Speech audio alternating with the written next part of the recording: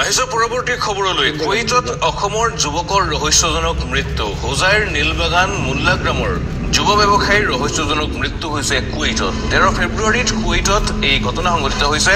শ্বাহিদুল ইছলামৰ মৃত্যুক সহজভাৱে এৰাব পৰা নাই পৰিয়ালে। পৰিয়ালৰ মতে এয়া পৰিকল্পিত হত্যাকাণ্ড। মৃত্যুৰ পূৰ্বে শ্বাহিদুলে নিজ ভাতৃলৈ প্ৰেৰণ কৰিছিল এটা ভিডিঅ'। শ্বাহিদুলে নিৰ্যাতনৰ বলি হোৱাৰ কথা জনাইছিল পৰিয়ালক।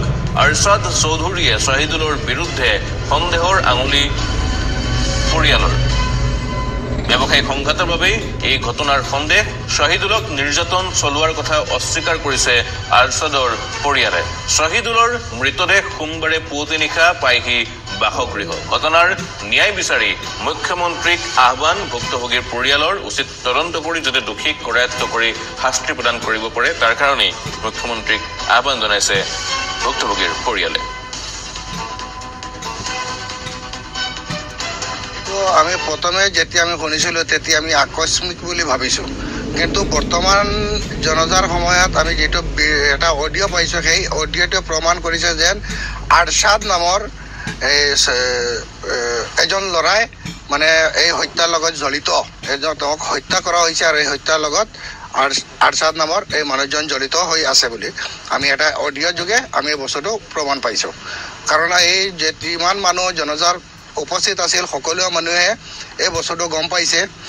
যিজন ব্যক্তিৰ মৃত্যু হৈছে সেই মানুহজন মৃত্যু হোৱাৰ আগমুহূৰ্তত দুটা অডিঅ' তেওঁৰ সৰু ভাইটিৰ ওচৰত পঠিয়াইছিল আৰু সেই অডিঅ'ত তেওঁ স্পষ্টভাৱে উল্লেখ কৰিছে যে আৰছাদ চৌধুৰী আৰছাদ নামৰ ল'ৰাটো তেওঁৰ মৃত্যুৰ লগত এই মানুহজন জড়িত, এই মানুহজন দায়ী।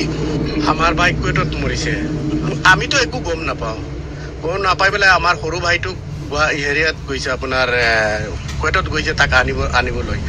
আনাৰ পিছত আমি তাৰ দুটা ভিডিঅ' ক্লিপ পাইছোঁ, অডিঅ' ক্লিপ পাইছোঁ। পাই পেলাই আমি শুনিলোঁ যে আৰছাদ নামৰ মানুহটো তাৰ মৃত্যুৰ সম্পূৰ্ণ দায়ী। আৰছাদ মানে সম্পূৰ্ণ দায়ী আৰু সি মানে তাক মানে মানসিক হেৰি কৰি টৰ্চাৰ কৰি পেলাই তাক মানে আজি প্ৰায় আমাৰ বাইটো অহাৰ 1 মাহ 19 দিন হৈছে, তাততো 1 মাহ 19 দিন থাকিছে। সি এনেকুৱা প্ৰেছাৰ মানে মেণ্টেলি প্ৰেছাৰ কৰিছে তাক যে সি এই গোটেইখিনি আমাৰ এই দুটা